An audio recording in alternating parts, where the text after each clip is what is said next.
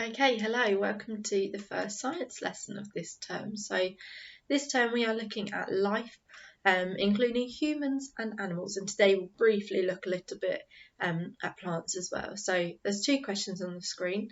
What is a living thing and how do we care for living things? So those are kind of the two questions we'll be looking at over science this term.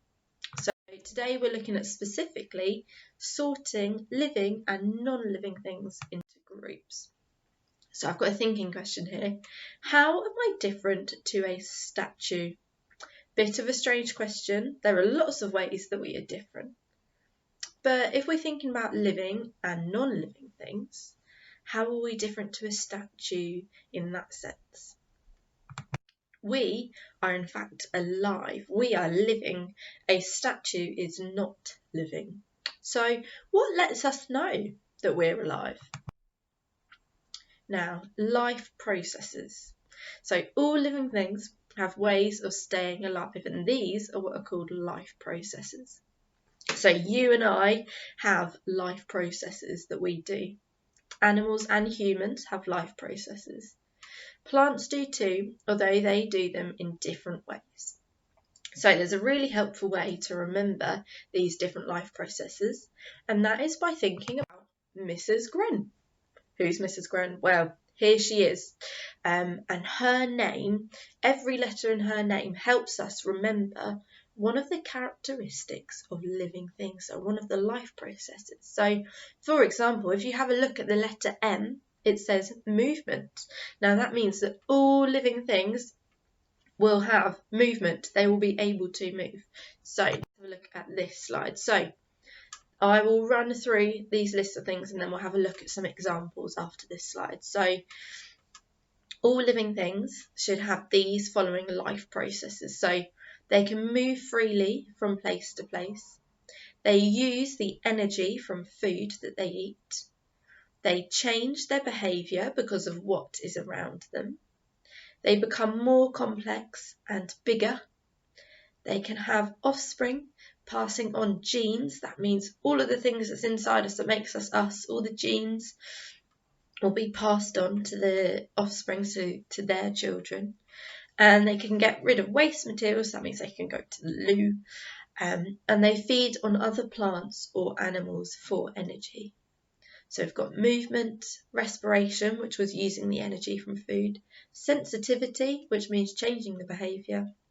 We've got growth, which means becoming bigger and more complex, reproduction, which means having children, and excretion, which means going to the toilet and getting rid of all your waste materials, and nutrition, which means feeding on other plants or animals for energy. So an example of movement. A hare, which is a bit like a rabbit, runs to escape from danger. Running is a movement. A plant moves to turn its face towards the sun. So plants actually move very slowly. We probably wouldn't even be able to see it happen, but very slowly plants can move so that they are facing the sun. We move. We can run, we can walk, we can hop and jump. We also have movement, so we are living things. Now I've got respiration. Mammals, so that includes us, we are also mammals, breathe through their mouths and their noses. A bit like in PHSE when we do calm me time and we focus on our breathing, we focus on breathing in and out. That is breathing, that is part of our respiration, and making sure that we're using our energy. So plants also do this. They take in and give out gases, that's the things in the air that we can't see, through their leaves. Sensitivity, so animals use their senses to see, hear, taste, touch and smell the world around them, just like we do. So we also have sensitivity and we can change our behaviour depending on what we see or what we can hear or maybe smell. And plants can also change their behaviour based on what is around them. So they can detect, that means they can recognise, they can spot changes in the environment.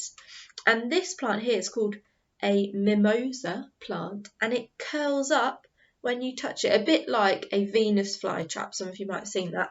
A Venus flytrap, if it gets an animal inside it, it snaps shut. It's being sensitive to what is around it. So we've also got growth, and we've got an example here of a molar. And now this started life as an egg, not much bigger than about a full stop. A full stop, a tiny full stop on your page. This, I think it must be a fish, grows up to be the same size as a large bull. So that's a bit like a big cow. So it starts off as a tiny, tiny egg and becomes a big fish the size of a cow. So that's growth. We also grow. You're all little children and we're all adults. You will grow up to be adults. And we've also got an example of a plant here called bamboo, and that can grow up to 3 centimetres every hour. That is about that much every hour. That's very quick growth. We've got reproduction.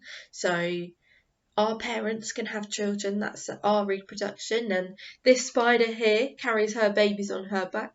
And for plants, their reproduction is sometimes through seeds. So when you plant a seed, that is a new plant, a new life. We've got excretion. We go to the toilet for our excretion, and plants, their leftover gases, the things that they don't need, leave their plants through water. We've got nutrition, so some animals eat plants and others eat animals. Bears like to eat both, and a bit like people, lots of us, some, not all of us, but lots of us like to eat plants and animals. And for example, this plant here, they can make their own food using energy from the sun. How clever is that? So we have got a bunch of different pictures here. Which of these are living? Which are non-living? And how can you tell? You might want to pause the video here, have a chat with your adult or whoever you're with, and discuss these questions. Your task now, as you probably saw on the document, is to sort out these pictures into living and non-living groups. And if you want to afterwards, you can draw some pictures of something that's living and something that's non-living. But that's up to you. So make sure when you're on the document that you click for once and then click specifically on the picture that you want to move. Otherwise it'll move all of them at once. Okay, remember to use Mrs. Gren, the things like growth and movement and respiration, all of those, have a go at using those to help you determine whether something is living or non-living. Okay.